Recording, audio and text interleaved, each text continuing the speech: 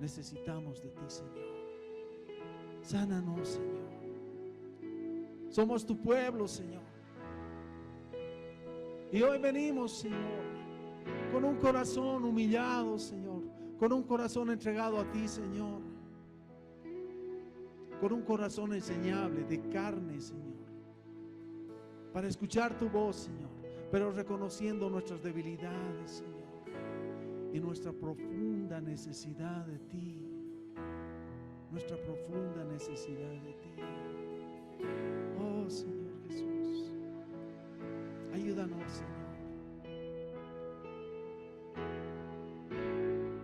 Estamos aquí necesitados de ti, Señor.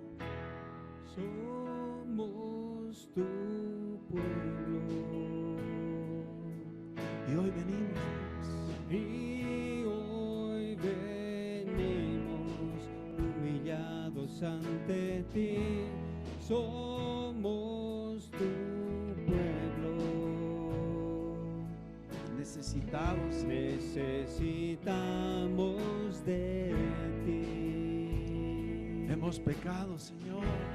Hemos pecado. Hemos dejado tu camino, Dios. Hemos dejado tu camino, tu verdad. Nos humillamos. Nuestra tierra sana hoy. Sánanos, sánanos. Es el clamor de este pueblo humillado ante ti. Sálvanos, sálvanos. Es la oración de tus hijos postrados ante ti. Sánanos, sánanos, sánanos, sánanos. Somos tus hijos. Y reconocemos en este día, Dios, Reconocemos nuestro orgullo, nuestro error.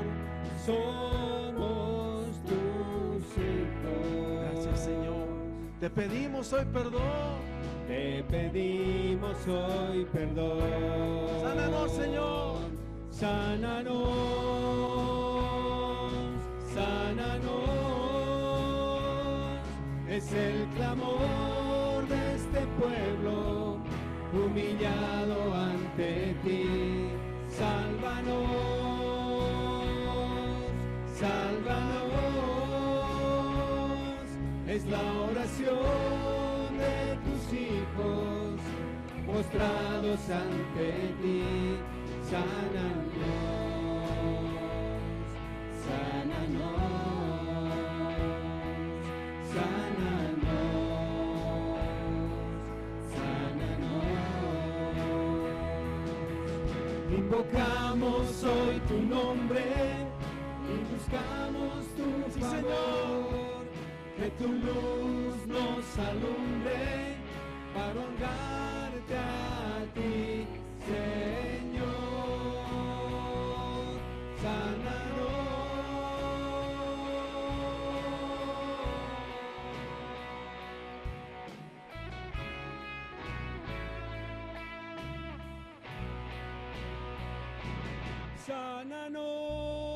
Sánanos, sánanos. Es el clamor de este pueblo humillado ante ti. Sálvanos, sálvanos. Es la oración de tus hijos postrados ante ti. Sánanos,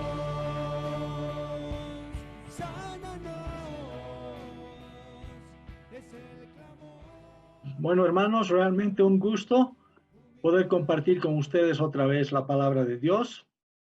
Vamos a confiar que el Señor tiene mucho que decirnos, que su Espíritu va a estar presente y que abriendo nuestros ojos, los oídos de nuestro corazón para que podamos percibir todo lo que tiene que decirnos. Hoy día quiero compartir algo sobre la disciplina de Dios. A partir del libro de Hebreos, y quisiera que leamos unos versos en el capítulo 11 de Hebreos y 12 también. Vamos a comenzar con el capítulo 11, versículos 1 y 2 del libro de Hebreos. Y dice así: es pues la fe, la certeza de lo que se espera, la convicción de lo que no se ve. Porque por ella alcanzaron buen testimonio los antiguos. En el capítulo 11 de Hebreos, versículo 6, pero sin fe es imposible agradar a Dios. En los versículos 39 y 40 del mismo capítulo, y todos estos, aunque alcanzaron buen testimonio mediante la fe, no recibieron lo prometido, proveyendo Dios alguna cosa mejor para nosotros, para que no fuesen ellos perfeccionados aparte de nosotros. Ahora en el capítulo 12, en el versículo 1, dice: por tanto, nosotros también, teniendo en derredor nuestro tan grande nube de testigos, despojémonos de todo peso y del pecado que nos asedia, y corramos con paciencia la carrera que tenemos por delante. Puestos los ojos en Jesús, el autor y consumador de la fe, el cual por el gozo puesto delante de él sufrió la cruz, menospreciando el oprobio, y se sentó a la diestra del trono de Dios.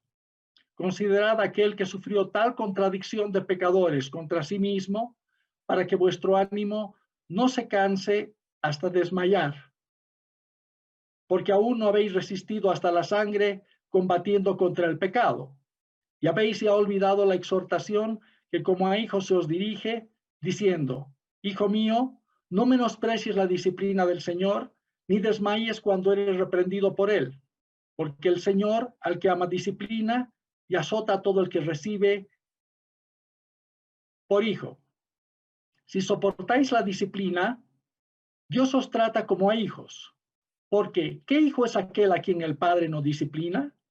Pero si se os deja sin disciplina, de la cual todos han sido participantes, entonces sois bastardos y no hijos. Por otra parte, tuvimos a nuestros padres terrenales que nos disciplinaban y los venerábamos. ¿Por qué no obedeceremos mucho mejor al Padre de los Espíritus y viviremos? Y aquellos, ciertamente por pocos días nos disciplinaban como a ellos les parecía, pero para lo que nos es provechoso, para que participemos de su santidad. Es verdad que ninguna disciplina al presente parece ser causa de gozo, sino de tristeza, pero después da fruto apacible de justicia a los que en ella han sido ejercitados. Por lo cual, levantad las manos caídas y las rodillas paralizadas, y haced sendas derechas para vuestros pies, para que lo cojo no se salga del camino, sino que sea sanado. Seguid la paz con todos y la santidad, sin la cual nadie verá al Señor. Mirad bien, no sea que alguno deje de alcanzar la gracia de Dios, que brotando alguna raíz de amargura os estorbe y por ella muchos sean contaminados. No sea que haya algún fornicario o profano, como Esaú, que por una sola comida vendió su primogenitura, porque ya sabéis que aún después, deseando heredar la bendición, fue desechado y no hubo oportunidad para el arrepentimiento, aunque la procuró con lágrimas. Bien. Los versículos anteriores al comienzo del capítulo 12 de Hebreos mencionan una grande nube de testigos, que son los creyentes pasados y presentes, que dan testimonio del andar de fe. Un asunto que fue considerado en detalle en el capítulo 11 de Hebreos. Como se indica al final del capítulo 11 de Hebreos, estos testigos por fe conquistaron reinos, hicieron justicia, alcanzaron promesas, taparon bocas de leones, apagaron fuegos impetuosos, evitaron filo de espada, sacaron fuerzas de debilidad, se hicieron fuertes en batallas, pusieron en fuga ejércitos extranjeros. Las mujeres recibieron sus muertos mediante resurrección, mas otros fueron atormentados. Esto está en Hebreos 11, 33 al 35. La verdad es que son tremendas hazañas, proezas y maravillas de estos testigos, de los cuales se dice que alcanzaron buen testimonio mediante la fe. Sin embargo, a pesar de esto, como dicen los versículos 39 y 40 del mismo capítulo, no recibieron lo prometido, proveyendo Dios alguna cosa mejor para nosotros, para que no fuesen ellos perfeccionados aparte de nosotros. Personalmente, siempre me llamaron la atención estos últimos versículos, preguntándome a qué se referían. Y todos estos, aunque alcanzaron buen testimonio mediante la fe, no recibieron lo prometido, proveyendo Dios alguna cosa mejor para nosotros. Lo que estos héroes de la fe no recibieron entonces en el Antiguo Testamento y que Dios ha provisto para nosotros ahora, es la adopción de hijos de Dios por medio de la fe en Jesucristo. La condición de ser hechos hijos de Dios, para que no fuesen ellos perfeccionados aparte de nosotros. Si perciben, son muchas las cosas que hicieron estos testigos de la fe en el capítulo 11 de Hebreos. Grandiosas, pero externas, pues habrían de servir como figura de las cosas espirituales. Sin embargo, debido a que ahora somos hijos, Dios busca nuestra perfección interior, espiritual, la de nuestro carácter, para que seamos hechos conformes a la imagen de su Hijo, para que Él sea el primogénito entre muchos hermanos. Esto está en Romanos 8, 29. Por todo esto es que el autor de Hebreos habla luego de la disciplina de los hijos de Dios en el capítulo 12 de Hebreos. Por tanto, a partir de estos versículos, vamos a meditar en los siguientes asuntos. Primero, nuestra adopción como hijos de Dios. Luego, la disciplina de los hijos de Dios. La responsabilidad de los hijos de Dios. El propósito de los hijos de Dios. Y finalmente, la herencia de los hijos de Dios. Comenzando con el primer punto, la adopción de hijos. Podemos decir que a diferencia de los hombres que levantan organizaciones y empresas para lograr sus propósitos, Dios ha constituido algo más sencillo y orgánico. Esto es, una casa y un entorno familiar como medio para alcanzar su propósito para con el hombre. En sentido figurado, esto lo vemos desde el Antiguo Testamento, y en particular a través de la vida de Abraham, donde su gran preocupación era que no tenía hijo que le pudiera heredar en su casa.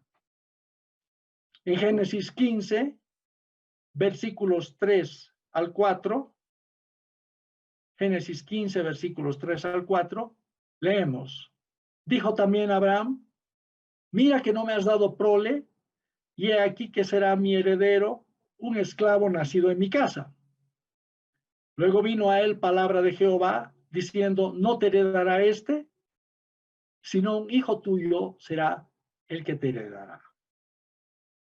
Ya en el Nuevo Testamento, estos conceptos de casa e hijos toman su verdadero carácter espiritual. Por lo que en Hebreos 3:6 dice, pero Cristo, como hijo sobre su casa, la cual casa somos nosotros. Por otra parte, Pablo indica en Romanos 8:15 que hemos recibido el espíritu de adopción por el cual clamamos, Abba, Padre.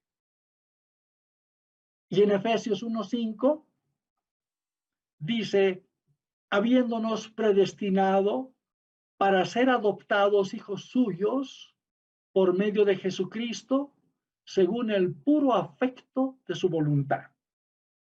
Es decir, habiendo sido antes hijos de desobediencia e hijos de ira, sin esperanza ni parte en la familia de Dios, según el libro de Efesios, ahora hemos sido adoptados hijos de Dios por medio de la fe en Jesucristo.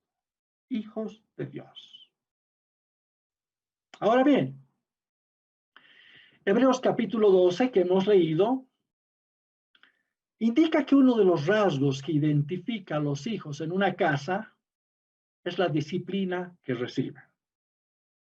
Como hemos leído en los versículos 7 y 8 del capítulo 12 de Hebreos, porque ¿qué hijo es aquel a quien el padre no disciplina?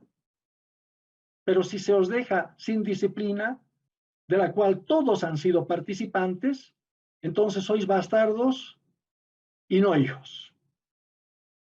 Por tanto, vemos que, primeramente, la disciplina de Dios es una prerrogativa y privilegio reservado para los hijos, no para los esclavos, en el sentido bíblico.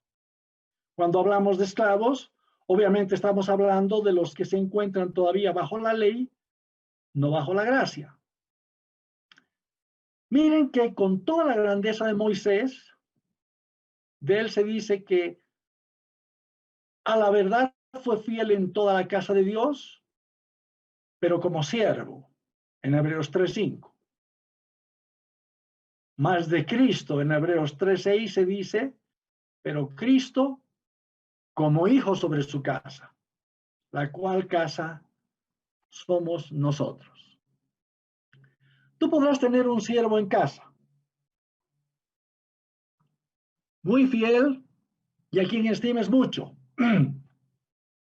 pero él nunca ocupará el lugar de un hijo. El hijo tiene una relación de vida vital con el padre que lo ha engendrado, que no tiene el esclavo. Y es en base a esa relación espiritual, de origen, de esencia, que Dios Padre disciplina y da propósito a sus hijos. Aún más, el hecho de que esta disciplina esté reservada para los hijos es justamente lo que leímos al principio en Hebreos 11:40. Proveyendo Dios alguna cosa mejor para nosotros, para que no fuesen ellos perfeccionados aparte de nosotros. Es decir, si no fuéramos hijos, no podríamos experimentar un cambio en nuestro interior por medio de la operación del poder de su fuerza.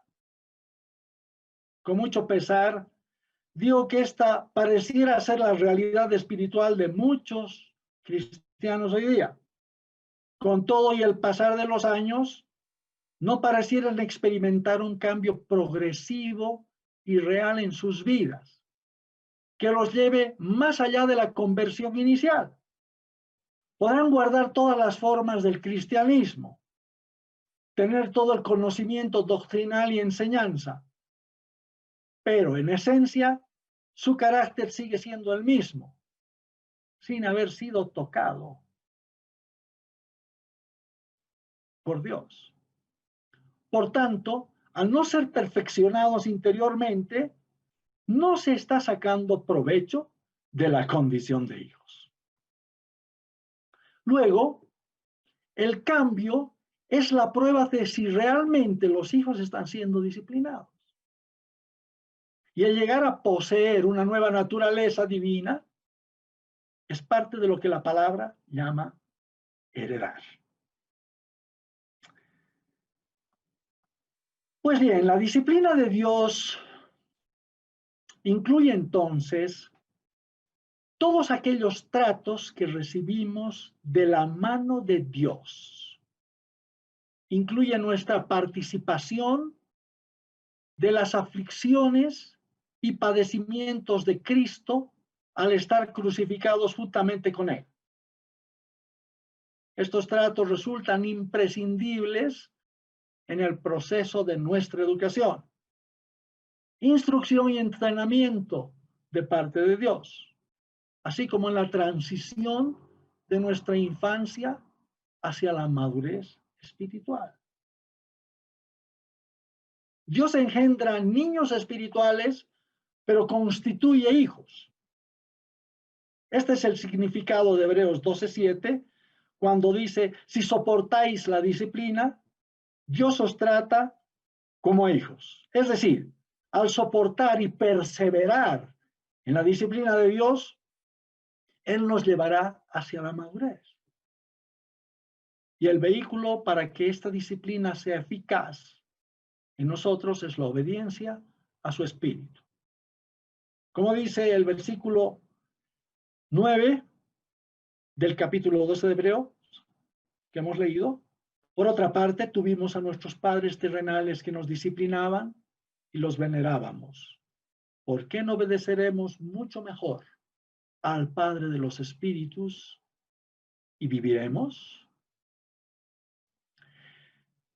La obediencia al Espíritu, hermanos, es una ley que debe ser establecida en nosotros desde el comienzo mismo de nuestra carrera espiritual.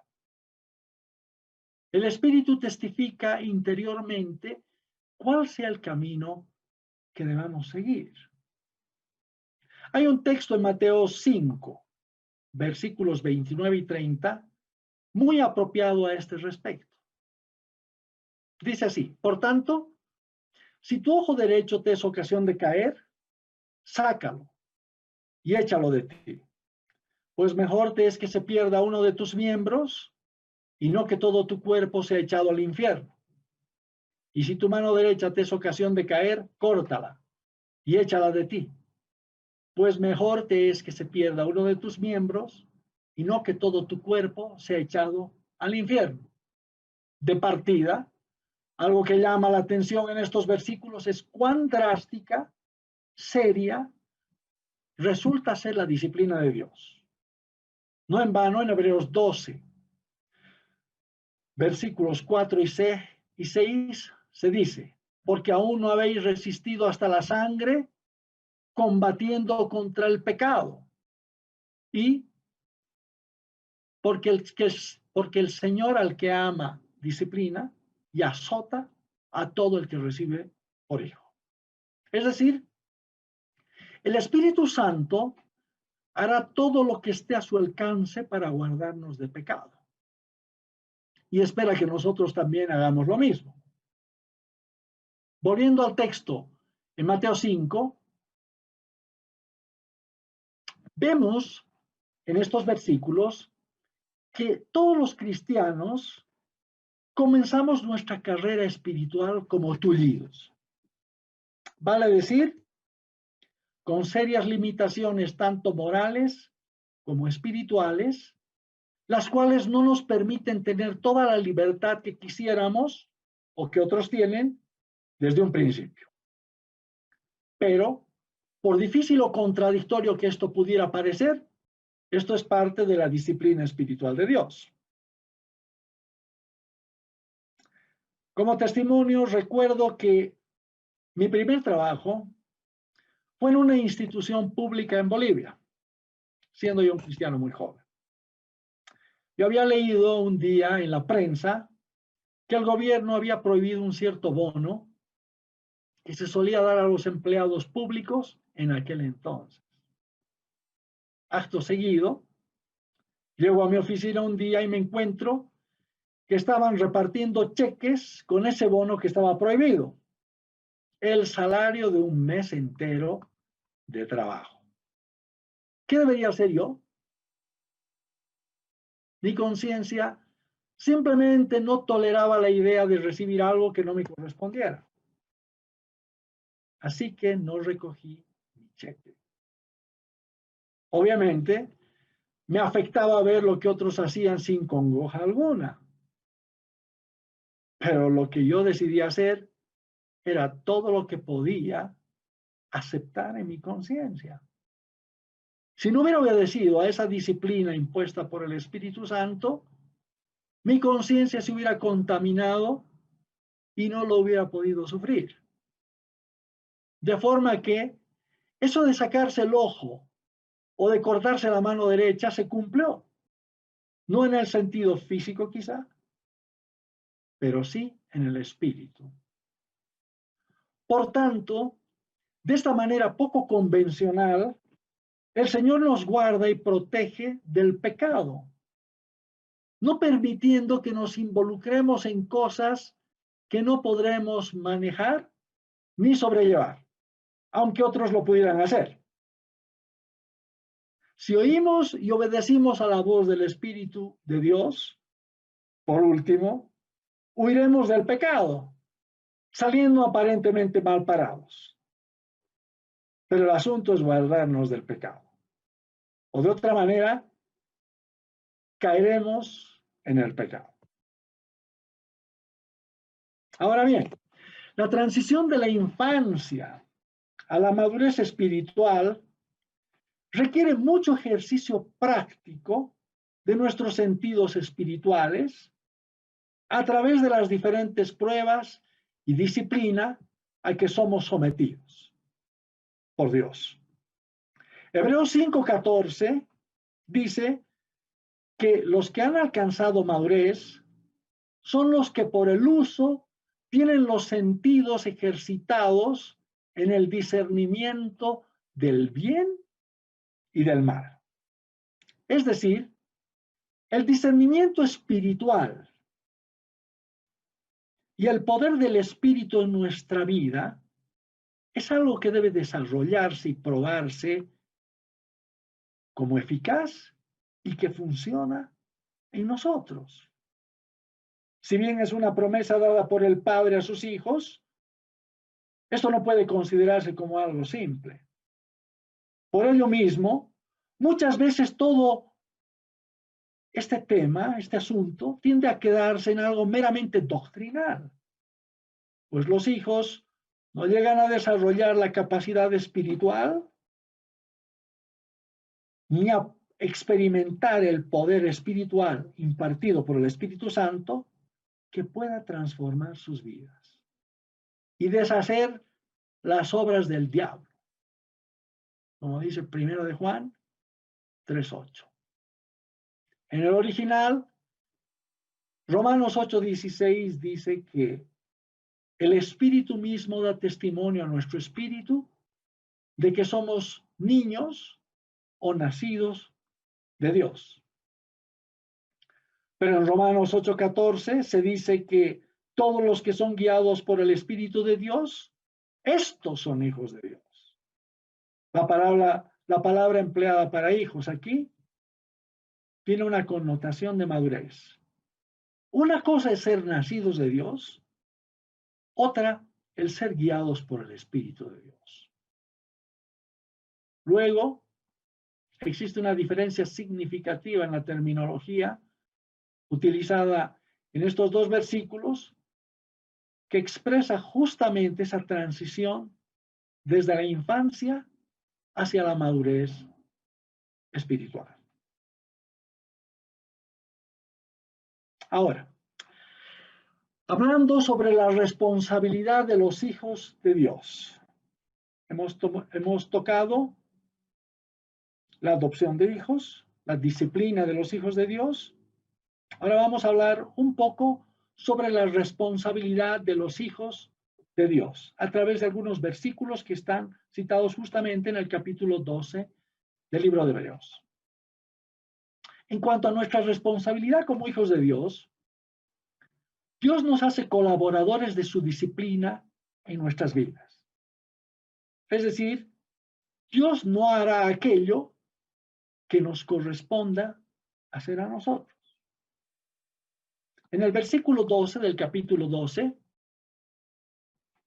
de Hebreos que hemos leído, dice, por lo cual, levantad las manos caídas y las rodillas paralizadas, y haced sendas derechas para vuestros pies, para que lo cojo no se salga del camino, sino que sea sanado.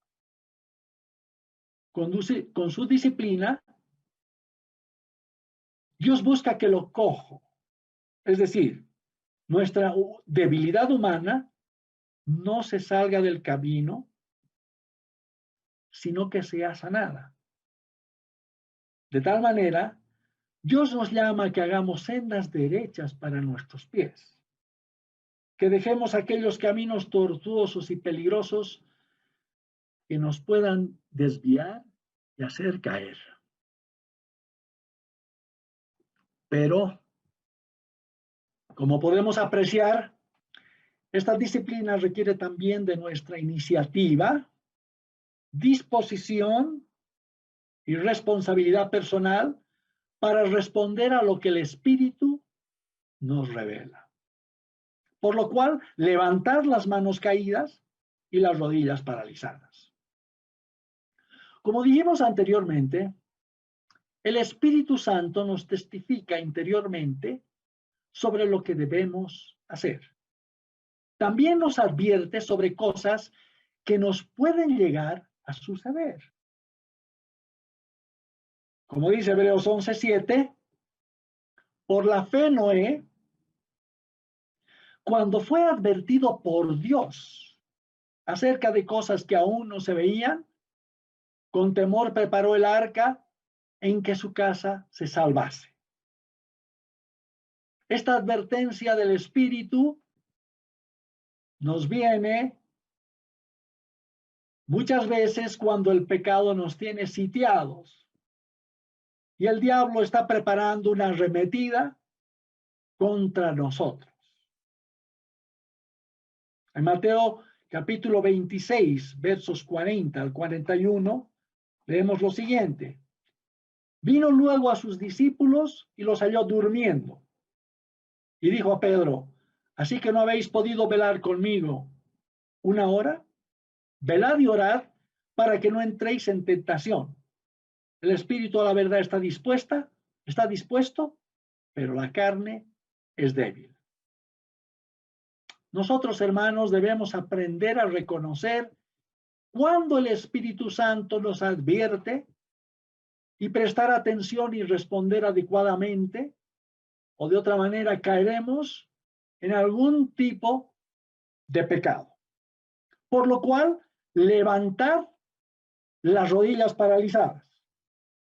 Este texto y el de Mateo 26 que hemos leído indican que ante la evidencia de la tentación y de la prueba, debemos doblar nuestras rodillas y orar, pues el Espíritu ya nos ha advertido lo que nos podrá suceder si no lo hacemos. Nuestra cojera no se cura sola con el pasar del tiempo, sino mediante una persistente búsqueda de Dios en oración.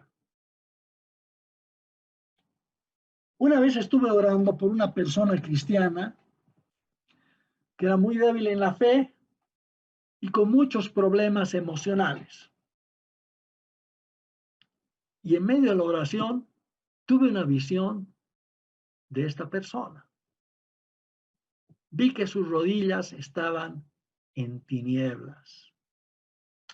No se necesita ser demasiado espiritual para entender que esta persona tenía algún tipo de problema con la oración, con el buscar intensamente a Dios, lo cual no hacía sino prolongar su debilidad en la fe y su flaqueza emocional. Cada uno de nosotros tiene conciencia de sus propias debilidades. Porque ¿quién de los hombres sabe las cosas del hombre, sino el espíritu del hombre que está en él? Así que, si bien el espíritu está dispuesto, debe también forjarse esa disposición en nosotros.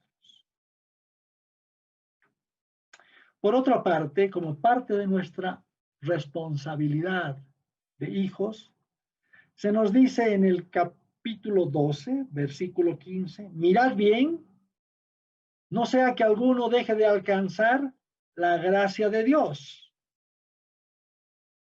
Este versículo da a entender que, bajo ciertas circunstancias, Dios simplemente no puede intervenir a favor nuestro. Así que la provisión de su misericordia y gracia para nuestro oportuno socorro, mencionados en Hebreos 4:16, está condicionada a nuestra confianza en Él y a cómo nos conduzcamos en la fe. Esta fue la advertencia del apóstol Pablo a los Gálatas cuando dejaron de andar por fe y quisieron ser justificados por las obras de la ley. Es decir, poniendo su confianza en sus propias fuerzas.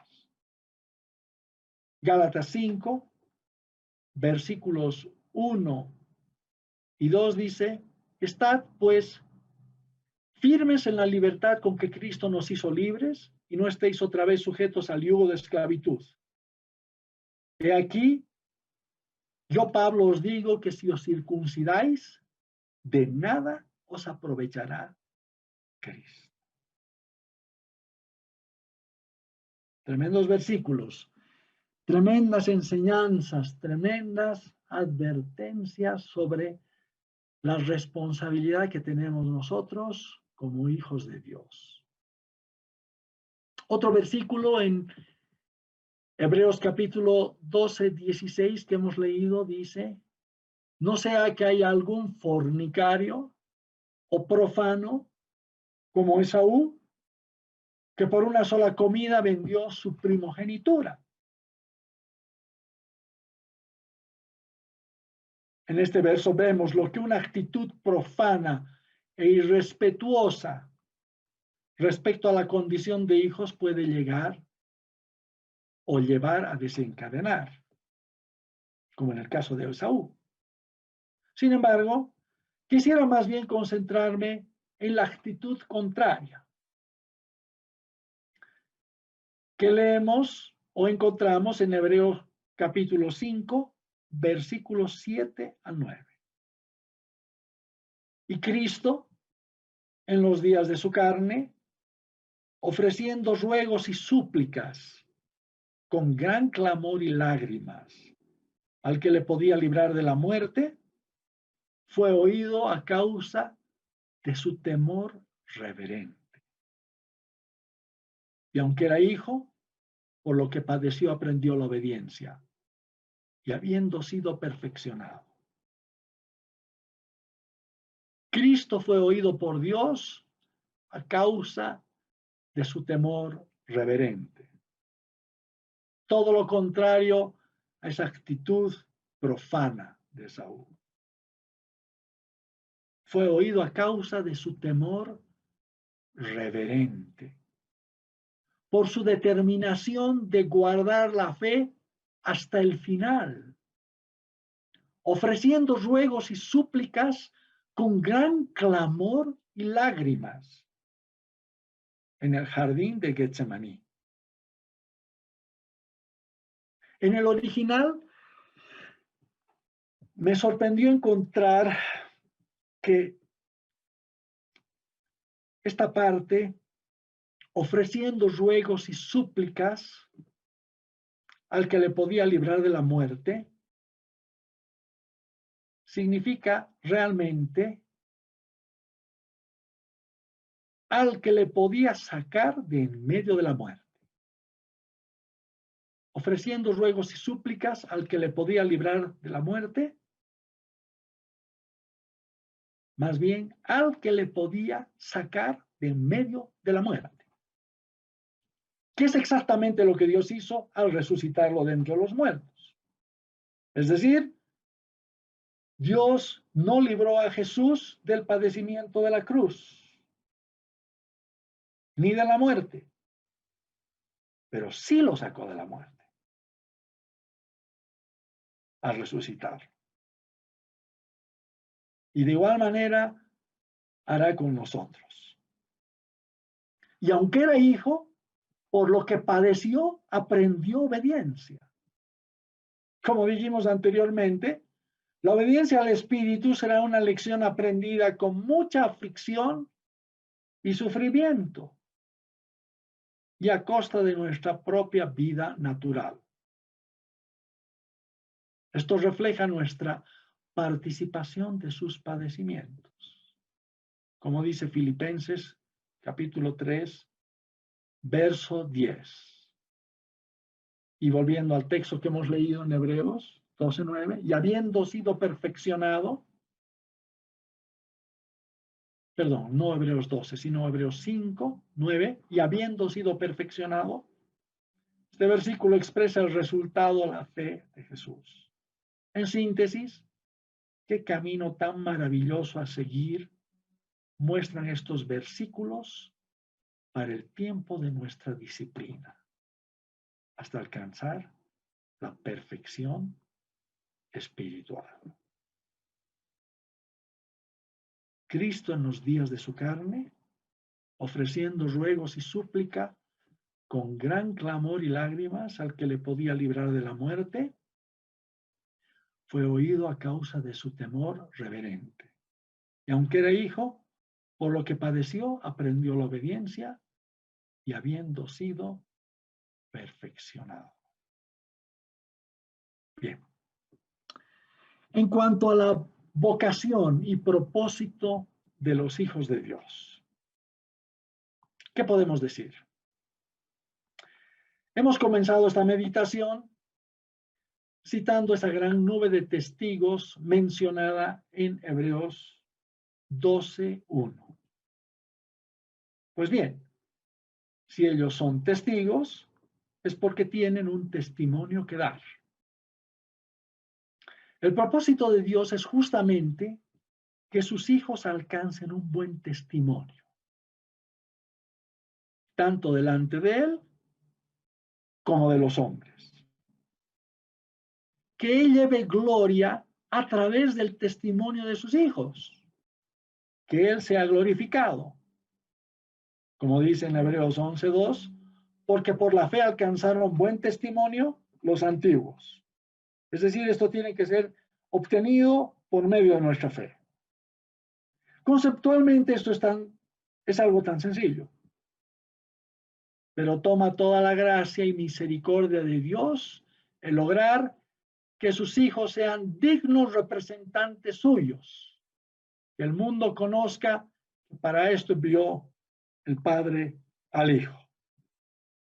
Dios busca santidad y fruto apacible de justicia en sus hijos.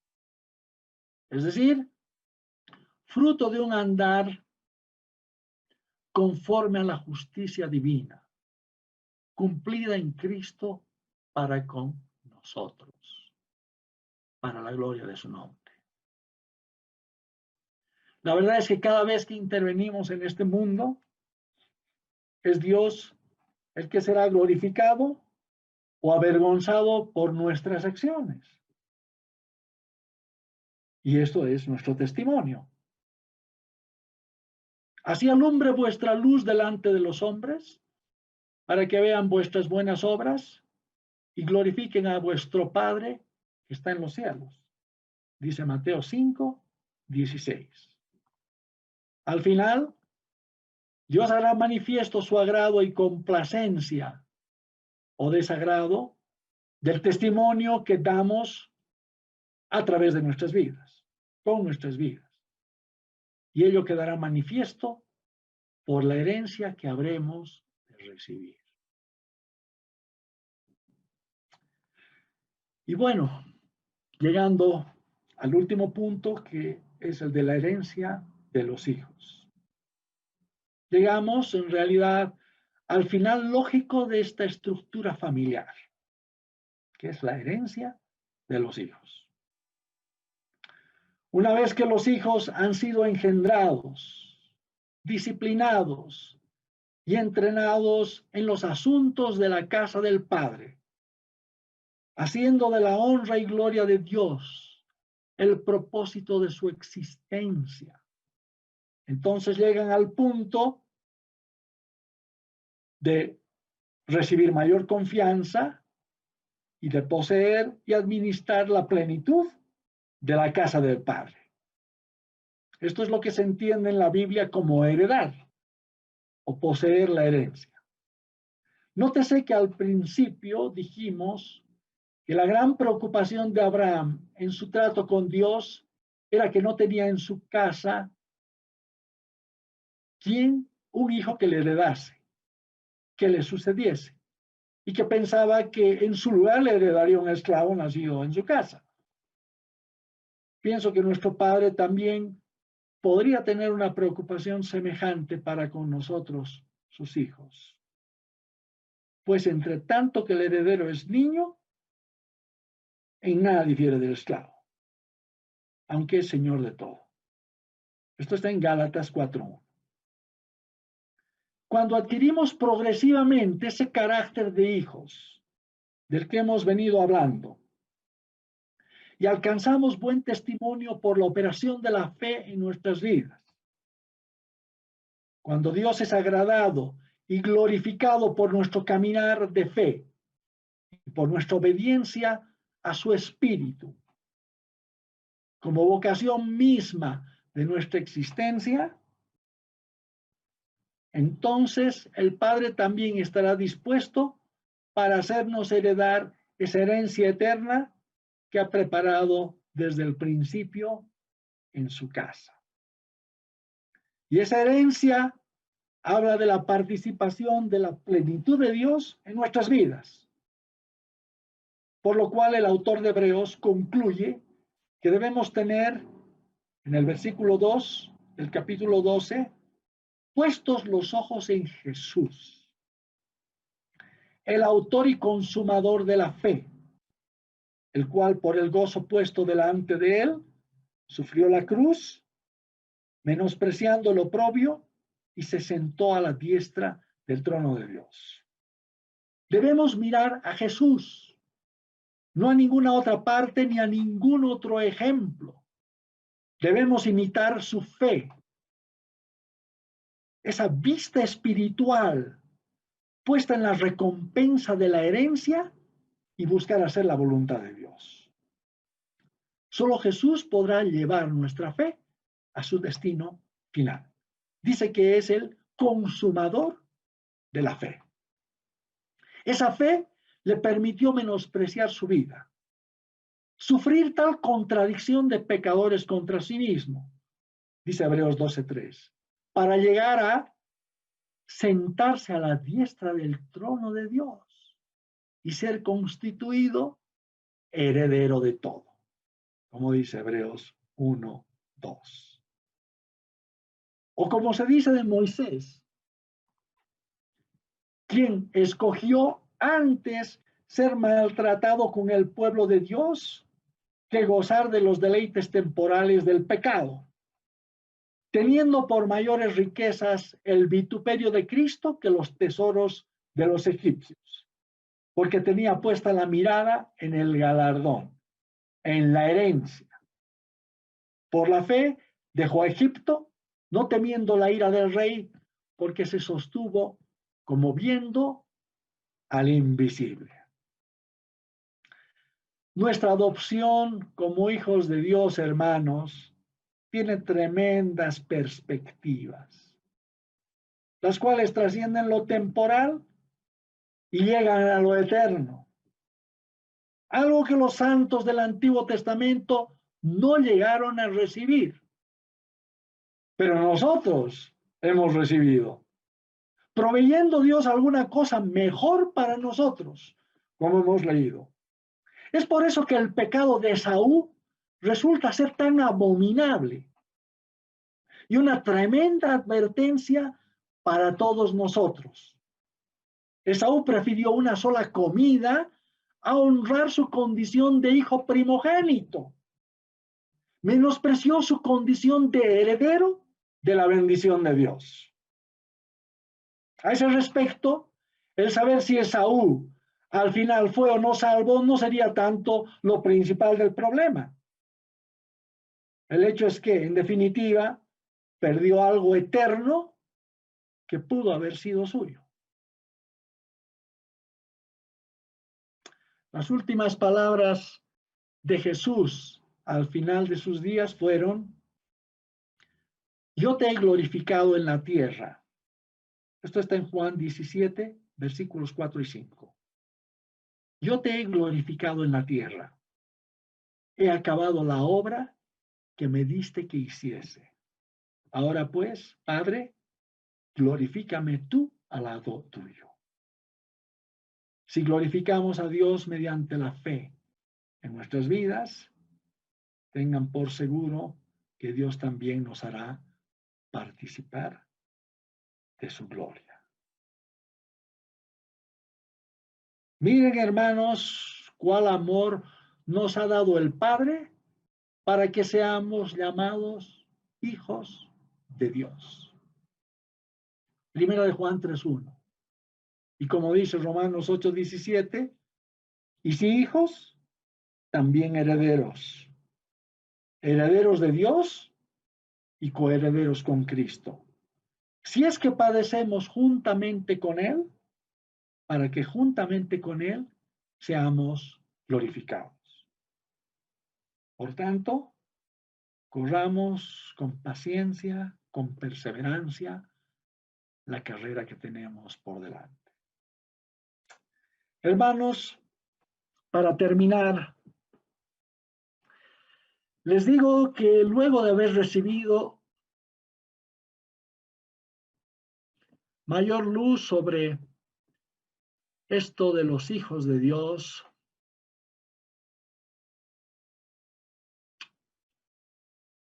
he visto que mi origen está en Dios y que a Él voy.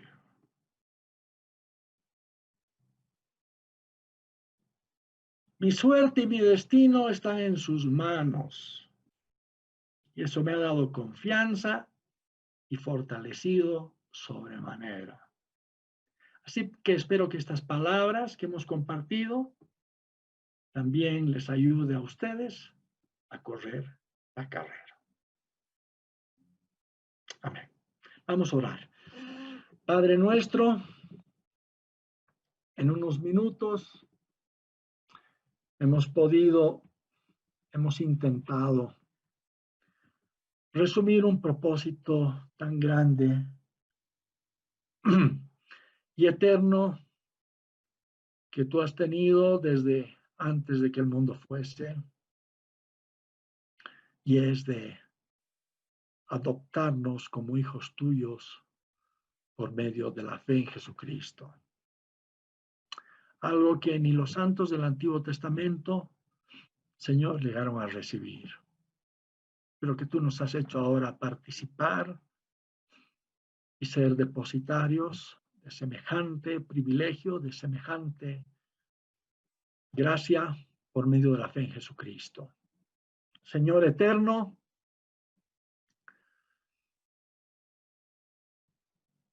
haz que tu disciplina opere en nosotros profundamente por tu espíritu hasta que puedas obtener el producto final, un producto agradable a ti, algo que te llene de gloria, que al final es lo que se busca en todo esto, que tú seas glorificado.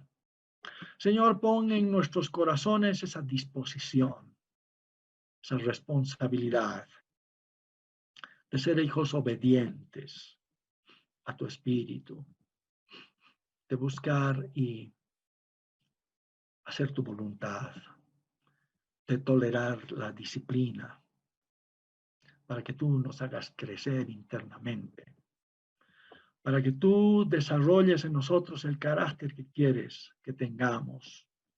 Un carácter, Señor, con el cual alcancemos buen testimonio delante tuyo y delante de los hombres. Queremos que tú lleves gloria y no vergüenza en medio de los que nos rodean, Dios.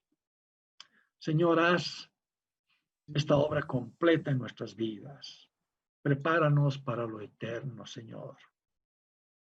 Haznos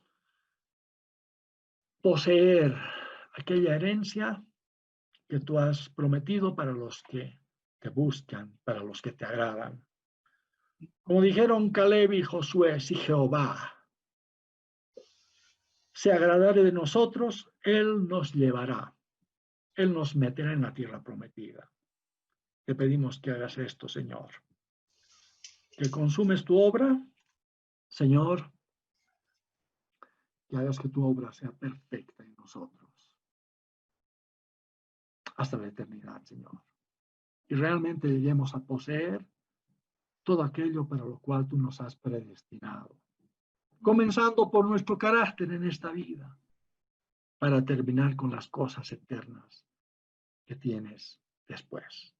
Gracias te damos y te bendecimos por tu palabra y te pido una bendición y gracia especial por mis hermanos, por todos aquellos que aman tu nombre, Señor, que te buscan, que buscan gloria, herencia y eternidad, Señor. En el nombre del Señor Jesús. Amén. Y amén. Amén. Gracias, hermano. Amén.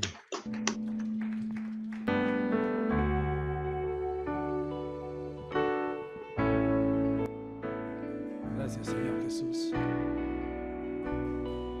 Porque antes éramos desconocidos, Señor, y ahora a ti te ha placido, Señor, darnos tu herencia, Señor, hacernos partícipes, Señor. Tu sangre, Señor, preciosa, es sobre nosotros, tus hijos, Señor, que queremos levantar la mirada, Señor, a ese supremo llamamiento, Señor, y servirte con diligencia, Dios. La sangre de Jesús me redimió, me perdonó y libertad me dio. Tu majestad está dentro de mí. Por siempre, Por Señor. siempre creo en ti, por siempre creo en ti. Me inundas con justicia y amor. Tu gracia cautivó mi corazón.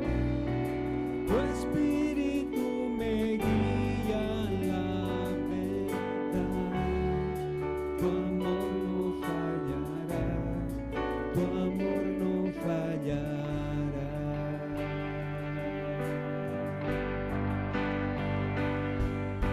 Amor Dios dio a su Hijo único, Jesús por mí murió, me dio esperanza y Sí, Señor. salvación en mí. Nos has dado esperanza.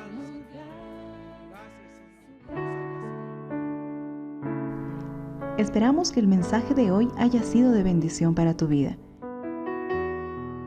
Si necesitas consejería o apoyo en oración, por favor no dudes en contactarte. Escríbenos a los siguientes números de WhatsApp. En la Ciudad del Alto, al número 719-05-791. 719-05-791. En la zona central, al número 732-11-354. 732-11-354. En la zona sur, al número 656-5973. 656-5973. Que Dios te bendiga.